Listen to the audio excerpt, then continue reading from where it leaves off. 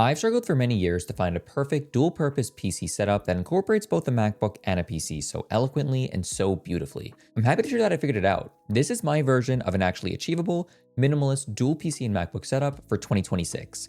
And honestly, one of the biggest things was finding a camera solution that actually works seamlessly with this dual system approach, but we'll get to that in a minute. Starting off with the desk, this is a random standing desk I found off Amazon with no brand that I've had for like 4+ years now. It still works perfectly, and I'm pretty sure I spent like $200 on it. It's a full piece of wood, or what they call wood, and sure, it's got its battle scars, but this thing has held up just fine. The chair that I use is a chair from Staples called the Hyken. It's mesh, it's breathable, and solid for long gaming sessions. I haven't had any issues with it, and honestly, it's pretty great. The real magic of this whole setup is how it's all powered by a KVM. But unlike your traditional KVM that's a cabled mess that literally just doesn't work sometimes, this is powered by the Gigabyte M28U, and this monitor has been an absolute workhorse for me. It has controlled input switching, charges my MacBook Air, albeit pretty slowly, and has transferred my keyboard, mouse, camera, and peripherals between my gaming PC and my MacBook with no hiccups for years now. It's also 4K 144Hz, which is necessary for MacBooks since MacBooks struggle with DPI scaling at lower resolutions, and that's just your typical Apple thing that they don't want to fix. For the keyboard and mouse, the keyboard is the Asus Falcon low profile, and the mouse is the Razer Orochi V2. They're both wireless, look great in my opinion, and connect via USB plugged into the monitor. And because of that KVM function, they seamlessly could switch between both my MacBook and my PC. The keyboard also has a switch on the back to change from Windows mode to Mac mode, which basically swaps the Windows key from the actual Windows key to the Alt key. All right, now let's talk about the camera, because this is where I've had the most frustration with dual setups in the past, and I finally found a solution that actually works. I've been using OBSBOT cameras for years, specifically the Tiny 2 Lite, and they recently sent me their new Tiny 3 to try out, and this thing has solved some real problems I've had with finding a great camera for my dual setup workflow. I've tried to make mirrorless cameras work as a primary webcam plenty of times, and when it works, it looks great, but the issue is when it doesn't, and it doesn't work all the time. The main issue with real cameras in a dual PC and Mac setup is they need to work seamlessly when you switch inputs, which real cameras just don't do that well. The Tiny 3 does because it goes through the monitor's USB hub, so when I switch from PC and Mac, the camera just comes along with it. This is a tiny webcam that has a similar enough performance to my Sony camera that I could justify using this camera over my Sony one for the purposes of being on my computer. But what actually impressed me is the voice control, so let's go and see how this actually works in real life. Okay, so here's what I mean by voice recognition. Check this out. So right now the Tiny 3 is on and working as a webcam, but if I want to go to sleep for privacy concerns, check this out. Sleep Tiny. Just like that, it powers off and it is back to sleep. Now if I want to wake it back up, hi Tiny. And just like that, we're back up and running. Now, one more cool thing you can do is it can track or not track you depending on what you want, also through voice recognition. So check this out. Track me.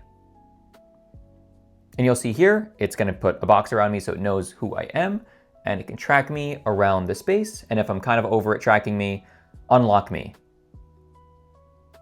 And just like that, we are no longer being tracked. Now, one more thing I want to try is it says it has voice localization, which means if I go to the other side of the room and say the keyword, it should not only turn on, but also look in the direction that I'm coming from. So let's give this a shot. Hi, Tiny. It almost found me, but that's pretty cool. Now let's talk audio, because the Tiny 3 has greatly improved their audio system and microphones that are on the camera itself. So I'm gonna go through all 5 audio modes that are included on this camera, just to give you an idea of what they sound like and also what they do. First, there's pure audio, which is meant for instruments or just anything where you need to capture the full breadth of the sound. Next is spatial audio, which highlights a bit more of the left and right channel separation. Next is smart omni, which is more of your smart 360-degree pickup pattern. Next is directional mode, which is probably the most common of me just talking directly to the camera.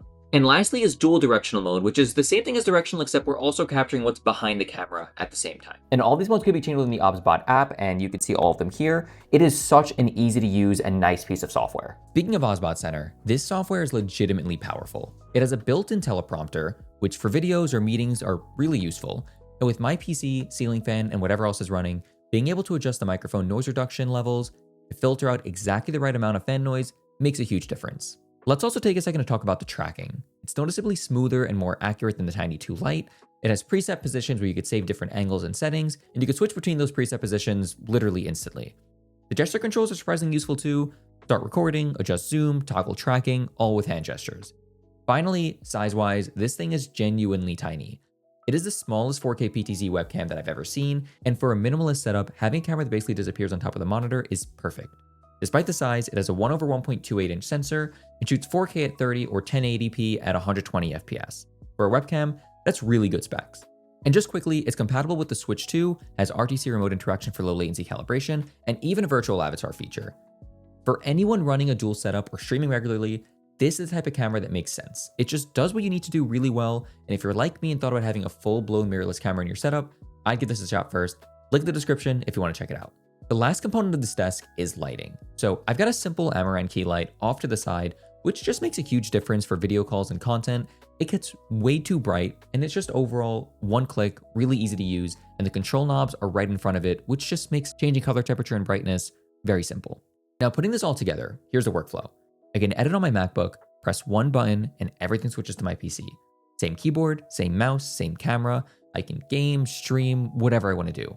One button, back to the MacBook. There's no cable swapping, and there's no reconfiguration. This is the most frictionless dual setup I've ever used, and I think that's the key.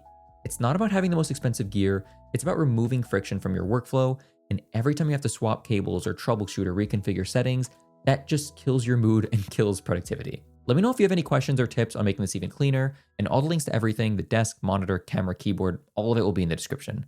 Thanks for watching, and I'll see you all next time.